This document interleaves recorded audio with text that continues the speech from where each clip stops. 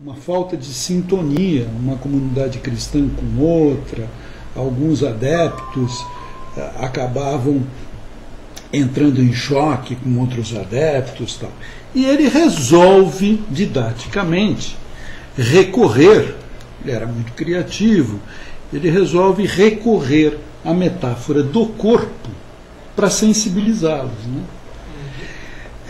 Então, como essa aliança, eu entendendo o corpo, eu posso entender muitos fenômenos sociais, psicológicos e vice-versa, né? Ou seja, a vida está muito integrada, tudo é um grande sistema, né? Eu acho que um grande avanço nosso vai ser na medida em que a gente for superando aquela ideia de que o intelectual, de que a pessoa, né, tida ao ideal superior, não sei o quê, como já se fez no passado, precisava ficar à margem, era até um charme não querer, né, se voltar para o corpo. Na verdade, se eu não tiver um corpo sadio, a conclusão que eu estou chegando, que vocês estão trazendo para nós nessa noite, é a seguinte: eu não vou conseguir pensar bem. Até para eu poder pensar bem, refletir, né, filosofar, ou fazer um trabalho mental legal, eu preciso estar com o meu corpo gostoso, confortável. Se eu estiver com dor, se eu estiver mal-humorado, se eu não liberar as endorfinas, né, que o exercício físico patrocina, é verdade? É isso? Eu não vou pensar direito. Eu acho que tem uma coisa até que, você falando disso, no colégio antigamente, tinha aquela história de o aluno que está se comportando mal, você não vai para a educação física, você não vai fazer exercício, você não vai para o recreio. Se você continuar assim, você não vai para o recreio. Peraí, é justamente a hora que ele vai fazer a atividade física, né? Muito pelo contrário, ele deveria fazer essa atividade. E aí ele liberava as endorfinas dele, se acalmava, voltava diferente, né, pensava melhor, mais lúcido, mais calminho, o professor conseguia tomar conta, né?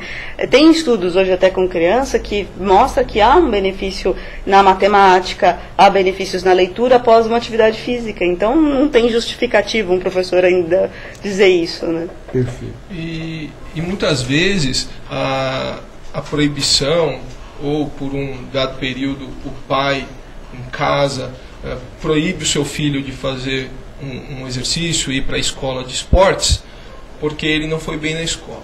Acho que, primeiro, devemos observar assim, o que está levando essa criança a ter um mau desempenho escolar. Somente tirar uma atividade que gera prazer e benefício para essa criança não me parece a medida melhor a ser tomada naquele momento. Então, primeiro, vamos observar, muitas vezes essa criança tem algum problema dentro da própria família, né, com um irmão, ou mesmo com os pais, ou na escola, com um colega de sala, enfim. Existem outras coisas que estão em volta da vida de uma criança, que não só brincar ou fazer exercício e a retirada disso ser a solução dos problemas, e aí em diante ele vai bem na escola, né? Não é bem por aí.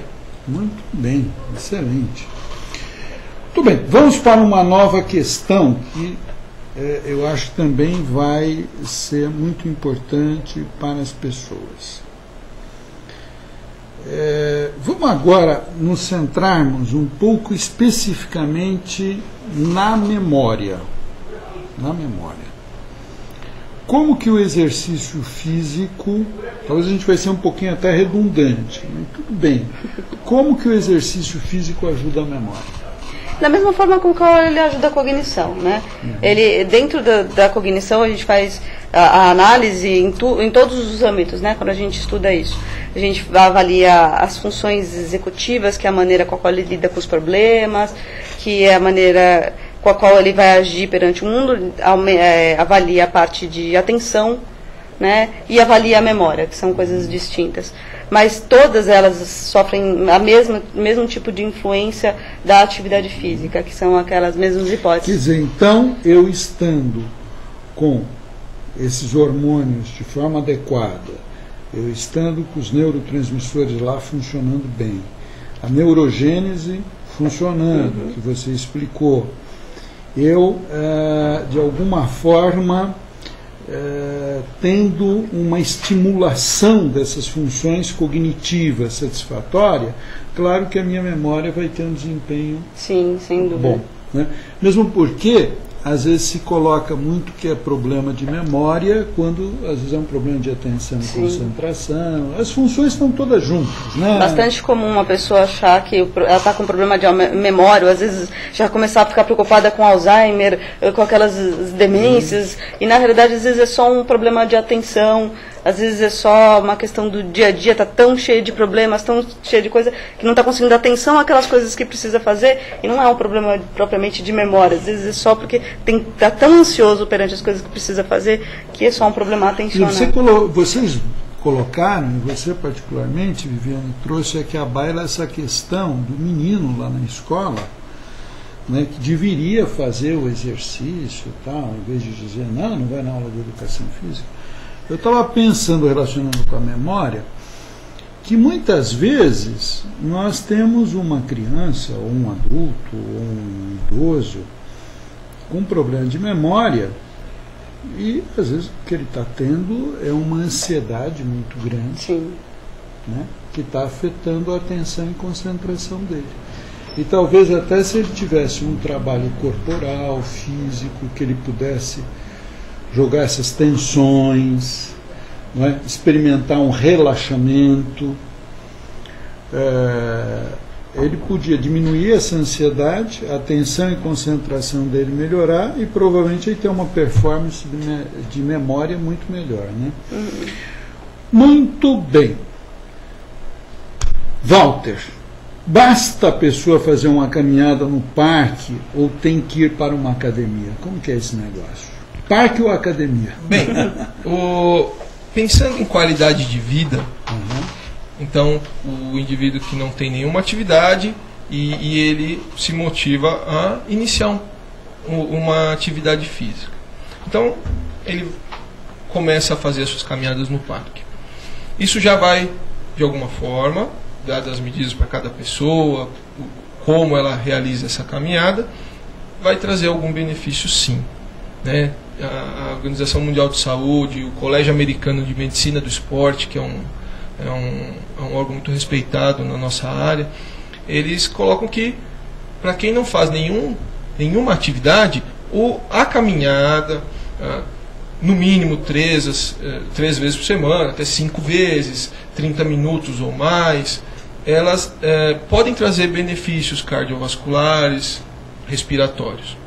Porém, o exercício físico, nosso corpo ele é muito bem, ele se adapta muito bem às atividades. Então, se você anda uma determinada distância todos os dias ou 3 vezes por semana, em algum momento aquilo para o seu organismo já não vai representar mais um desafio. Então você tem todo o sistema estabilizado e já não vai ter o mesmo ganho.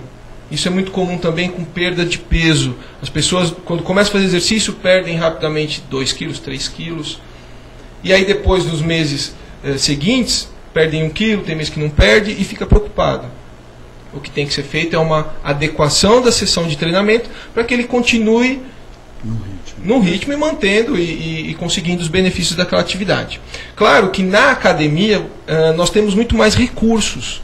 Então na academia você tem diversidade de aulas, então você tem aulas de alongamento, aulas de puramente relaxamento. Hoje temos algumas modalidades muito interessantes, que é o Pilates, a yoga, as aulas de ginástica mais convencionais, que são ginástica localizada, step, então, diversas atividades, né? E o clássico, que é a musculação.